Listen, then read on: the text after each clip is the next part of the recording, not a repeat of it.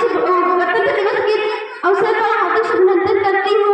जैसा कि आप सब लोग जानते हैं कि यहाँ गणतंत्र दिवस के अवसर पर सभी लोग उपस्थित हुए हैं। आज का ऐतिहासिक जिस दिन हमारा संविधान लागू हुआ और हम अंग्रेजों की गुलामी से आजाद हो गए।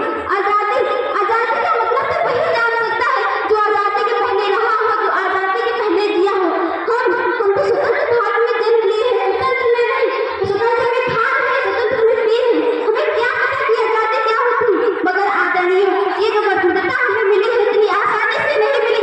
इसके लिए हमारे देश के वीर जवानों, क्रांतिकारियों ने अपने बलिदान दिए हैं। हजारों माताओं के लाल अपने घर नहीं पहुंचे, हजारों तिरंगे नाम के सिंदूर उड़ गए, तब जाकर हमें स्वतंत्रता प्राप्त हुई है। इसके लिए हमें कहना है कि न जाने कितने वीरों ने अपनी जान गंवाई थी, न जाने कितने वीरों ने अपनी जान गंवाई थी, तब जाकर मेरे भारत ने सही स्वतंत्रता पाई थी, तब जाकर मेरे भारत ने सही स्वतंत्रता पाई थी। ये धरती भी हमारी थी, ये अमर भी हमारा था, ये धरती भी हमारी थी, ये अमर भी हमारा था।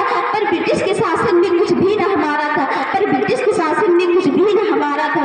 मंगल भगत आजाद ने सबने लड़ी लड़ाई थी, मंगल भगत आजाद ने सबने लड़ी लड़ाई थी, तब जाकर मेरे भारत ने सही स्वतंत्रता पाई थी, तब जाकर मेरे भारत ने सही स्वतंत्रता पाई थी।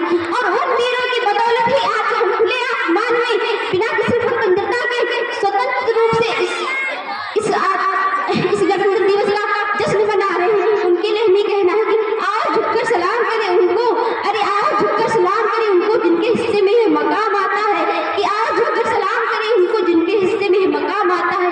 किस कदर खुशनसीब है वे लोग, अजय किस कदर खुशनसीब है लोग जिनका लहू इस देश के काम आता है, जिनका लहू इस देश के काम आता है। 15 अगस्त 1947 को जो हमारा देश आजाद हुआ और हम अंग्रेजों की गुलामी से मुक्त हो गए, उस समय हमारा अपना कोई संविधान नहीं था, क्योंकि हम विदेशी शासन में रह रहे थे, उसके तौर तरीके पर चल रहे थे। लेकिन देश को चलाने के लिए हमें एक संविधान की जरूरत थी। उस समय संविधान को लिखने वाला कौन? भारतीय एक महान नेता डॉक्टर भीमराव अम्बेडकर ने संविधान को लिखने का काम किया। उन्होंने 2 वर्ष 11 माह 18 दिन में संविधान को लिखकर तैयार किया। वो भी कैसे? अरे पूरी दुनिया का सफर करके उन्होंने जो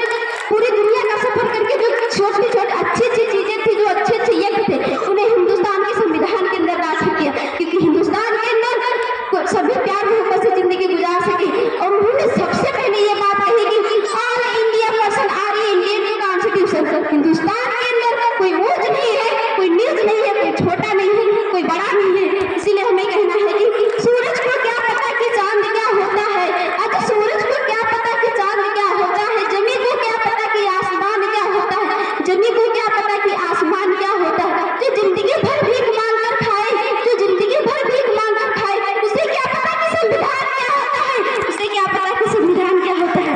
जय हिंद, जय भारत। हेलो, अगला कार्यक्रम में सास बहू का नाटक